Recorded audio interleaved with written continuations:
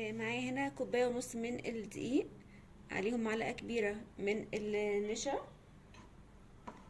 معلقة كبيرة من الحليب البودر، وده اختياري ولكن بيدي البسكوت طعمه حلو جدا. هنا نص معلقة صغيرة من البيكنج صودا، نص معلقة صغيرة من البيكنج باودر. هقلب المكونات دي كويس جدا مع بعض. دلوقتي هسيب المواد الجافة على جنب. دلوقتي هنا بقى معايا تلت كوباية من الزبدة المذابة، ممكن تكون زبدة على زيت حسب ما احنا حابين. حباية كاملة من البيض، معلقة صغيرة من الفانيليا، نص كوباية من السكر البودر، ممكن يكون سكر عادي بس هناخد وقت في التقليب شوية بقى زيادة يعني. دلوقتي بقى هنزل بالمواد الجافة اللي انا خلطتها في الاول بالشكل ده كده. هبتدي الم العجينة كده. العجينة دلوقتي معايا مفرولة بالشكل اللي احنا شايفينه ده كده. هنحتاج بقى شوية من السوائل، انا هنا عندي شوية من الحليب، هحط بقى معلقة بمعلقة يعني مش هكتر، معلقة، وهلم العجينة لحد ما تتماسك معايا عشان ما احطش كتير وفي الاخر الاقي ان العجينة معايا طرية بزيادة كده. لا لسه محتاجة كمان، وكمان هشتغل بايديا عشان احس العجينة اكتر من كده. الاول هلمها، لو لقيتها محتاجة كمان معلقة من الحليب هزودها، لو كده خلاص تمام يبقى خلاص مفيش مشكلة. لا محتاجة معلقة واحدة بس كمان، يعني انا بحط يعني بمقدار المعلقة كده. العجينة لمت معايا بكل سهولة، هي اخدت مني معلقتين بس من الحليب زي ما احنا شايفين كده اهو. دلوقتي انا حطيت البسكوت بتاعي على المفرش، هفرده بالشكل ده كده. ممكن احطه بين كيسين من النايلون او ورق البلاستيك راب بالشكل ده كده. دلوقتي بعد ما فردت البسكوت بتاعي معايا هنا القطاعة نفس حجم البسكوتية بتاعتي بالشكل ده كده، وكمان معايا الصغيرة دي نفس حجم الميني اوريو، شايفين بالشكل ده كمان. فاقطع شوية بالقطاعة الكبيرة علشان اعمل الحجم الكبير، وشوية بالحجم الصغير، وطبعا هنرفع على قد ما نقدر علشان لسه طبعا هينفش في الفرن، مش هينفش قوي لان احنا مش مزودين البيكنج باودر والبيكنج صودا. احنا طبعا اخدين بالنا من المكونات كويس. شوية بقى من الميني بالشكل ده كده. يعني البسكوتات الصغيرين دول شكلهم لذيذ قوي، ممكن نحطهم في طبق ونحط عليهم شوية حليب للولاد او في بولة وشوية حليب عليهم، يبقى فطار حلو جدا من غير ما نكسرهم ولا اي حاجة خالص. وكمان الحشوة طعمها تحفة. دلوقتي بقى معايا البسكوتات الكبيرة، انا عملت شوية هكمل بالشكل ده كده. الرسمة مش باينة قوي بس بتدي الشكل بتاع البسكوت نوعا ما غير ما بيكون سادة خالص. طبعا لو حابين نخرم كده بالشوكة ونعمل اي شكل مفيش اي مشكلة، هو المهم الطعم، بجد الطعم تحفة.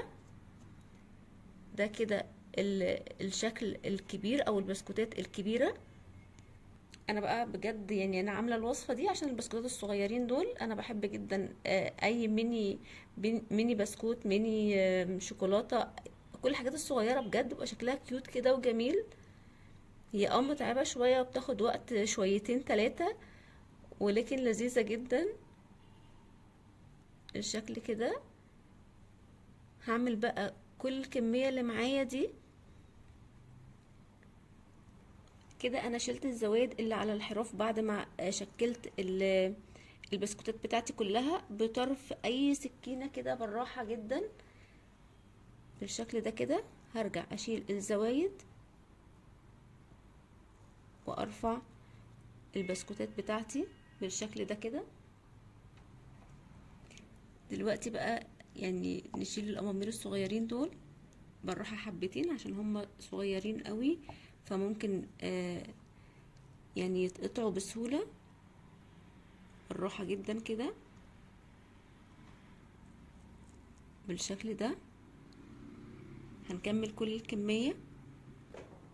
دلوقتي كده البسكوتات بتاعتي رصيتها في الصواني زي ما احنا شايفين كده.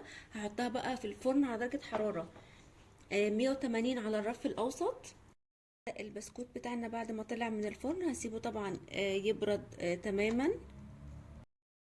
علشان نعمل الكريمة. نص كوباية من الزبدة الطرية بدرجة حرارة المطبخ، نص كوباية من السكر البودر يفضل يعني، معلقة كبيرة من الحليب المكثف المحلى مخفف بمعلقة من الحليب السائل العادي. دلوقتي بقى هنخلط كل المكونات دي بالمضرب الكهربائي، ولكن قبل ما نشغل المضرب هنحاول نخلط كده الاول عشان السكر ما ينطرش كله في وشنا. دلوقتي بقى هحط معلقة كبيرة من الكريم شانتيه الفراولة اللي هو بيتباع في اي سوبر ماركت عادي خالص، اللي هو ده. هاخد منه معلقة. دلوقتي هنزل عليهم بمعلقة كبيرة من جيل الفراولة، بيتباع عند مستلزمات الحلويات. لو مش موجود مفيش اي مشكلة، ممكن نزود حليب بالشكل ده كده. وكمان معلقة واحدة بس من الحليب وهخفق، ولو احتجت كمان معلقة هزود.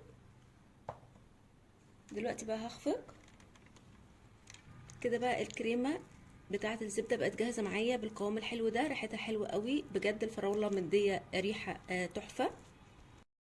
دلوقتي بقى حطيت الكريمة في كيس حلواني بالشكل ده او كيس خزين، اي كيس يعني موجود عندنا،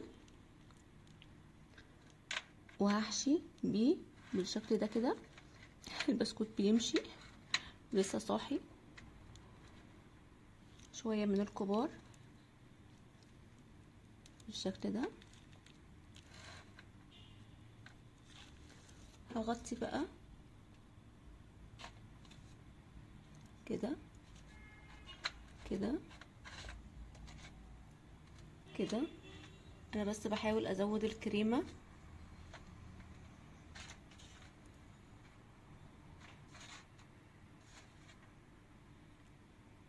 شايفين؟ عايزه اقول لكم بجد الكريمه دي طعمها حلو جدا جدا. لا هو بس مش مساعداني، الصينيه بتزحلق.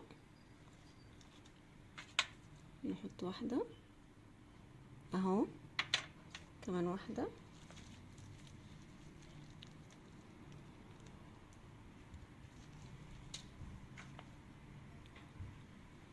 اهو. وكده دي كل الكميه اللي معانا. بجد عملنا كميه حلوه جدا. شكلهم لذيذ، طعمهم طبعا ألذ. نفتح واحده ونشوفها مع بعض.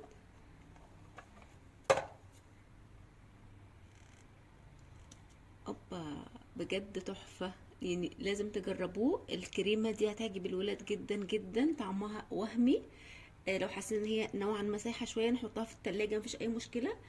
بس هي بجد هي مش محتاجه تتقطم، هي اصلا قطمه على بعضها كده، تتحط كلها في البق مره واحده. بجد حلوه جدا. شكل وطعم يجننوا. انا عايزه اقول لكم انا كنت شاريه الميني اوريو ده بس بالشوكولاته ومحشو الحشوه اللي جوه الفراوله بالشكل ده كده. كيس صغير جدا فيه 7 وحدات من الميني ده ب20 جنيه. يعني لكم ان تتخيلوا، واحنا بشويه اللي احنا عملناهم طلعنا كميه كبيره جدا. وكمان وحياه ربنا الطعم مش عايزه اقول لكم احلى. انتوا جربوا بنفسكم وقولوا لي في التعليقات ان الطعم طلع عامل ازاي معاكم. واللي يعجبه الوصفه يا ريت يسيب لي رايه في الكومنت، وما تنسوش تعملوا لايك. باي باي.